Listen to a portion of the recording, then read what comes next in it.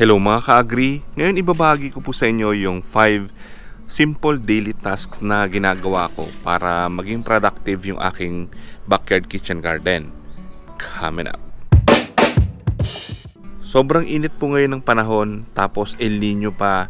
Ang hirap po magtanim, maraming mga crops ang hindi po tumutubo ng maganda dahil sa sobrang init. Pero dahil sa ginagawa kong daily task, kahit papaano nakakasurvive po yung ibang mga tanim, tapos nakakapag-harvest pa rin tayo ng mga gulay. So ito po yung ginagawa ko araw-araw. Una, kailangan po natin diligan. So watering yung pinaka-importanteng dapat natin ginagawa araw-araw. So papakita ko sa inyo ngayon itong mga pechay. Ayun, medyo nalalanta sila. So ganun po kainit yung panahon. Ito hindi ko pa nadidiligan, pero mukhang matamlay na yung mga pechay. So gagawin natin, magdidilig muna tayo ngayon. Sa mga leafy vegetables, dyan sa ating mga pechay, ang ginagawa ko po, dinidiligan ko siya araw-araw sa umaga at sa tanghali. Ang ginagamit ko po dito ngayon, yung tubig lang na pinasingaw ko ng 24 hours magdamag para walang chlorine. So hindi ko na siya ngayon dinidiligan ng swamp fertilizer kasi ha-harvest na po namin ng mga dahon. Then dito naman sa mga tanim nating pipino, ang pinangdidilig ko po ito ng swamp fertilizer natin na may iba't ibang mga organic materials. So nakaraan, naglagay po ko dito ng hinog na saging, tapos mga talbos ng malunggay. So yan po yung ipangdidilig natin dito. Yan. So kailangan talaga hindi matuyuan yung pipino, kasi pag natuyuan po yung pipino, ang mangyayari po, papait yung kanyang bunga. So nakaraan nung natuyuan siya, sobrang pait po nung bunga ng pipino, mapait na mapakla. So hindi siya makain. So kailangan talaga diligan natin siya. Sa mga kalamansi, yan, ito na rin yung ginagamit ko na pandilig. So far, ayan o, marami na naman siyang mga bulaklak. Tapos dyan sa kamatis, doon lang po sa mga hinaharbisan namin ng dahon ang hindi ko ginagamitan nitong swamp fertilizer. Dito sa kamote, tubig lang din kasi nga haharbisan na natin itong mga talbos na to. Dito sa pakwan, itong swamp fertilizer na rin yung pinangdidilig ko para may nutrients agad yung binibigay natin sa mga tanim. Ito hirap din yung mga pechay natin, medyo payat. Nagbo-bolt nga po yung iba mahahaba yung itsura dahil sa sobrang init. Itong sili natin medyo maganda, ang lalaki ng dahon. Swamp fertilizer din po yung binibigay natin dyan. Dito sa aking garden, 2 beses po ako nagdidilig araw-araw. Isa sa umaga, tapos isa sa hapon. Ganun po kasi yung init. Grabe, ang bilis pong mag dry up ng lupa. So kailangan natin diligan lagi. Kasi kung hindi natin yan didiligan, malalanta. Parang ganito na. Ang bilis niya pong maglanta ng dahon. Number 2 ay bug check. So titignan natin yung ating tanim kung may mga insekto, may mga peste, lalo na po yung aphids. Tignan lagi natin yung mga talbos kung nagkukulubot. Kasi pag tinamaan po yan ng aphids, inatake na nila, ang mangyayari po dyan, hihinto na siya sa pagbubunga. Kasi may diferensya na po yung kanyang mga dahon. Hindi na siya makapag-process ng kanyang pagkain. So hindi niya na ma-distribute yung nutrients, yung mga kailangan ng halaman para mag-produce ng dahon, ng bunga. So mai-stand, mababansot na yung ating mga tanim. So kailangan natin siyang agapan. Kapag kami aphids, sprayhan nyo lang po yan ng OHN2, Oriental Herbal Nutrients.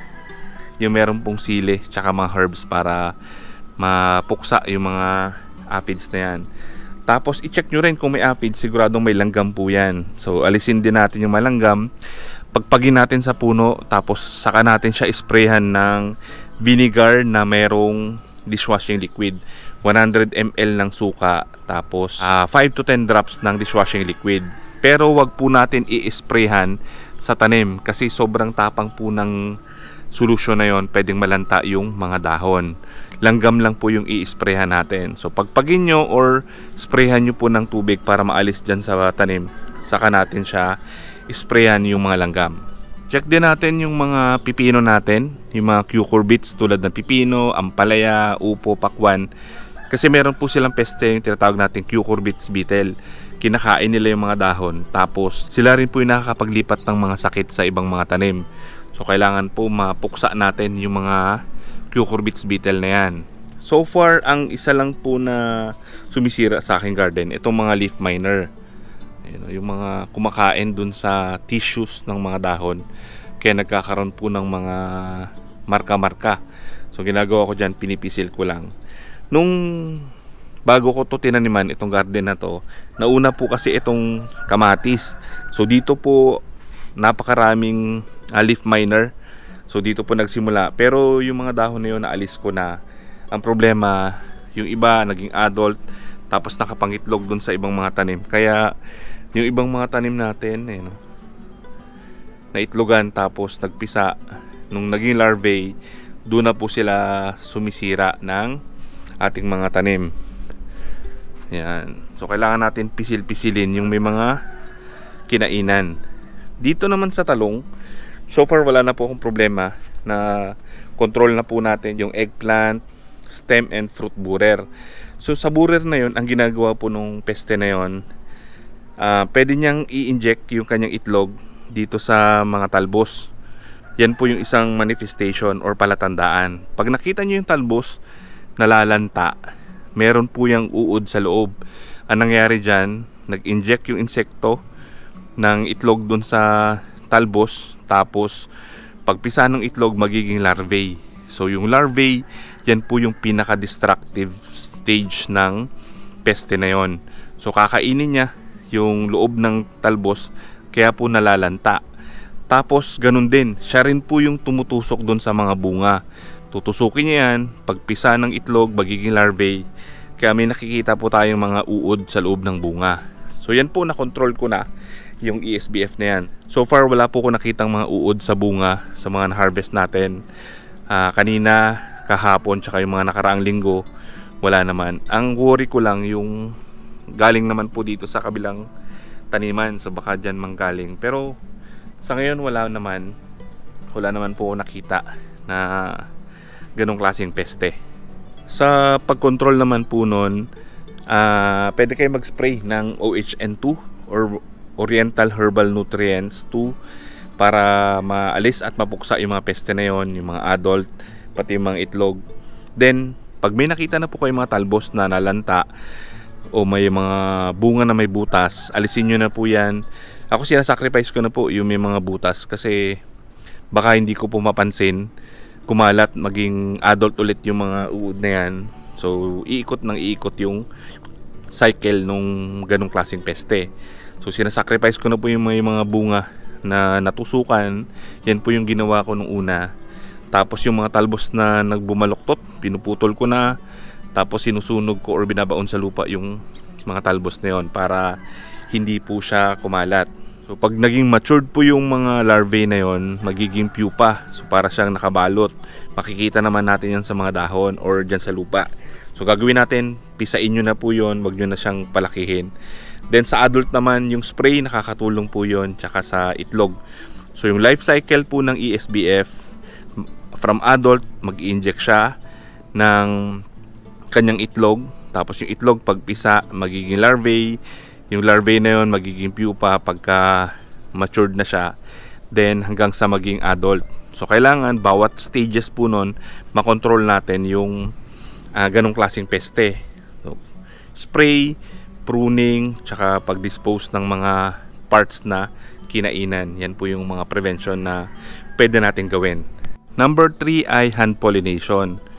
So ginagawa ko pa rin tong hand pollination para mas mataas po yung success rate na mabuo yung mga bunga. So gagawin ko lang dito sa mga cucurbits, pipitas ako ng mga bulaklak na lalaki, yung walang bunga. Then ipapahid ko po sa babaeng bulaklak na may bunga para malipat yung pollen at mabuo itong mga bunga na yan. Pero marami pong bees dito sa aking garden. Meron pang mga bubuyog. Yan, may mga stingless bees. So, dahil po yan sa ginawa nating flower garden. Pero ginagawa ko pa rin po itong manual pollination para mas mataas yung chance na dumami yung bunga. Dito naman po sa mga solanaceous tulad ng kamatis, talong, sili, nandun na po yung pollen sa iisang bulaklak. So wala siyang lalaki at babaeng bulaklak. Nandun po sa iisang bulaklak yung kailangan niya para mabuo yung bunga. So dito po pwede nyo lang uyugin lang yung puno.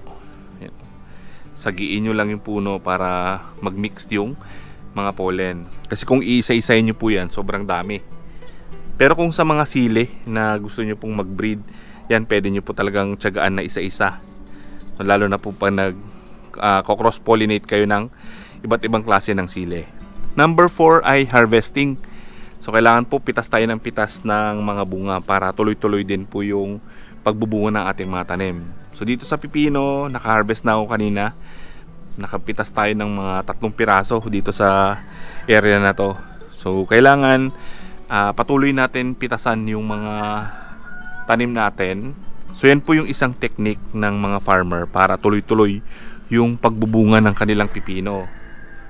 Pitas lang po sila ng pitas. At tandaan po natin, wag na wag nyo pong pahihinugan yung ating tanim. Kasi pag nahinog po yan, ang mangyayari po dyan, hihinto na siya sa pag-produce ng bunga. Kasi nakaproduce na siya ng matured seeds doon mismo sa loob ng bunga na yon. So dito sa kamatis, yan o, ang daming hinog. Talagang hindi ko na po makontrol. Kakapitas din namin kanina ng 2 plastic. Pero marami pa rin pong pitasin. So hinahayaan ko na lang to kasi sobrang dami naman niya. Wala namang problema dyan. Yung inaabangan ko lang po itong isang kamatis na to kasi ito malalaki. So yan po yung babantayan natin. Pero dito sa kamatis na yan walang problema kasi tuloy-tuloy po ito. Ito yung indeterminate tomato. Ganon din po dito sa tanim nating kalamansi. Nung nagpitas tayo nung isang araw, yan, may lumabas na naman ng mga bagong bulaklak. So tuloy-tuloy po ito. Lalo na papasok na yung June, pag dating ng tag-ulan, so magiging hitik sa bunga itong tanim natin kalamansi. Ang bango po ng bulaklak niya pag umaga. So ito rin po yung nakakatulong para mag-attract siya ng mga beneficial insects maliban dito sa mga bulaklak natin sa garden. Number 5 ay pruning. So ginagawa ko po ito araw-araw. So ang ginagawa ko para sa mga peste, inaalis ko na rin po yung may mga sirang dahon, yung may mga kinainan ng leaf miner para hindi na po sila kumalat. Yan. Then yung mga suckers, lalo na po kasi pag maraming suckers, lalo na po sa lower part, hirap pong palakihin yung mga bunga ng pipino. So kailangan natin talaga siyang i-pruning. Yan o. So dito sa dulo, hindi ko na masundan dahil sobrang kapal na. So hinahayaan ko na lang dyan sa taas. Ang inaalis ko lang yung nasa lower part kasi yan po yung madalas tinatamaan ng mga fungus, itong nasa lower part. Medyo malinis na rin kasi nakapag-pruning tayo nakaraan. Then dito sa kabila ganun din. So may mga leaf miner ito. Alisin na lang natin siya. So mabilis naman po itong magdahon kaya walang problema. Then itabi lang natin yung mga dupitan kasi buhay pa rin yung larvae na yan, pwede pa rin siyang kumalat.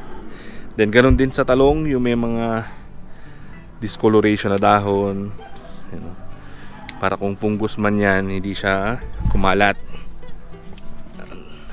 Tapos kunin lang natin. Dito sa kamatis, eto na prune ko na kahapon.